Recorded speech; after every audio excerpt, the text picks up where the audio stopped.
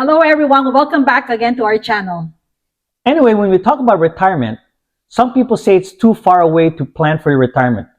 But other people say also it's too late. But guess what? There is a right time to plan for your retirement in detail. So stick with us and the answer might surprise you. We're going to tell you why and how. Retirement planning is not just about saving money. It's about imagining what life will look like when the 9-to-5 grind ends. But figuring out when to start having those conversations is also crucial. It can make or break how prepared you feel later. So what age do you think you need to start talking about retirement? In your 20s to 30s? Or 40s to 50s?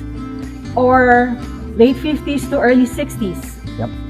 Maybe we should talk about 20 to 30s first. Right. At this stage, life is still evolving.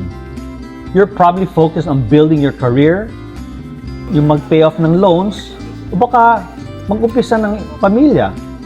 It's great to save for retirement now.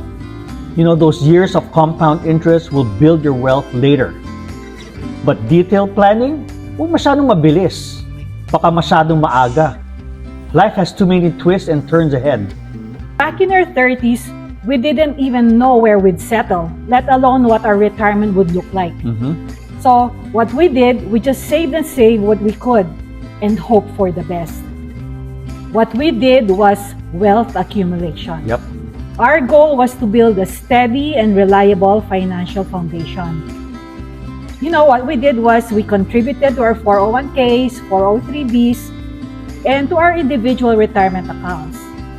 It was just savings. Wala pang detailed plans ito. Oo. So let's jump naman to the late 50s and early 60s.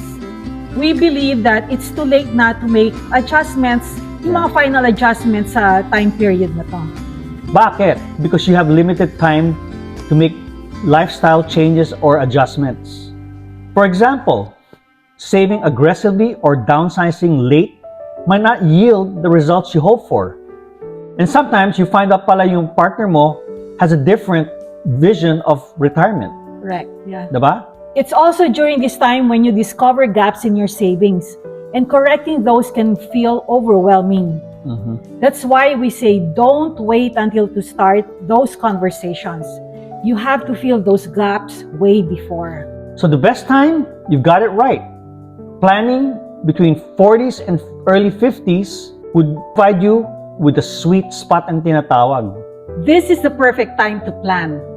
By this time kasi you have clarity already about your career, your finances, long-term goals, Even and mga personal preference. yeah, correct. During this time period, nag-visualize kami kung anong klase and how to reach yung retirement na gusto namin. One of our discussions was about mortgage. Our goal was to be mortgage-free before we retire, right? Exactly. Yeah. Kasi alam nyo, ang mortgage is a big chunk of your retirement expenses. So ang goal talaga namin was to be mortgage-free before we retire. Yeah. While other costs can be adjusted, having a secure place to live or a roof over our head to live is non-negotiable. That's why we prioritized this goal and made extra payments to speed up the process. Now, we're on track to retire mortgage-free even sooner than we initially planned. You know what? We also started asking ourselves, you know, aside from the traveling, kasi yun ang talagang gusto naming ni Haven gawin, ano pa pong pwede namin gawin when we retire? Yeah. So sabi namin, that's when YouTube came about.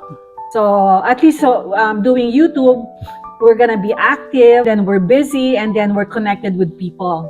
If you want to help us reach our retirement goal, please consider to subscribe to our channel and hit that notification bell. Well, another big factor is also that we considered health.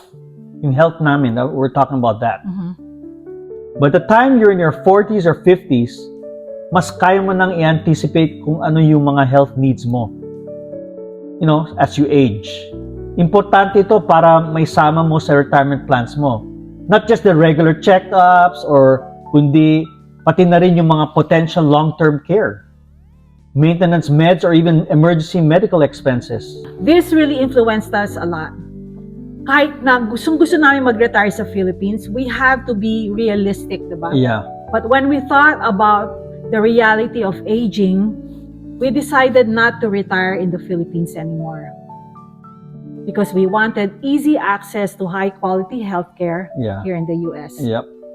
It's not just about availability. It's about peace of mind, knowing that emergency care and specialists are within reach when we need them.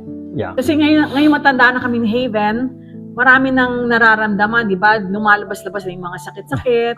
So, when you're in the US, covered ng Medicare, di ba? And plus, healthcare from Haven's work, we're still covered, di ba? Yeah. So, talagang malaking bagay ang health insurance. So, proactive planning like this really makes a whole lot of difference. It's about being realistic about what your future might hold. Not just financially, but of course, physically as well.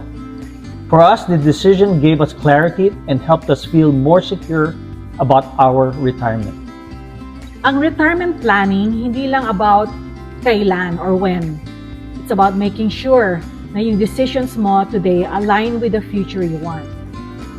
Syempre, for us, it's about health, yung comfort, at saka staying close to family. Kaya yung mga usapan namin nung 40s and 50s, tayo. ang laki ng naitulong. May time pa to adjust and make it work. Yung time na Yeah. yun, yung time period na yun, you have to like yung discussion na yun, pag merong mga nag-change, meron pa kayong time Yeah. to adjust and fix it. So Uh-huh. the best time nga is during your 40s and And early 50s. 50s. Kaya kung hindi pa kayo nag-uusap na mag-asawa, now is the right time. Most of the time naman kami ni Haven, we usually discuss this one. Alam niyo pag nasa kami? Sa kama. Nasa kama. Pag Yeah. gising, pag on the weekends, pag wala, syempre Yeah. kami na lang nasa bahay, magkwekwentuhan kami na nagpaplano kami nun. There's nothing wrong with that.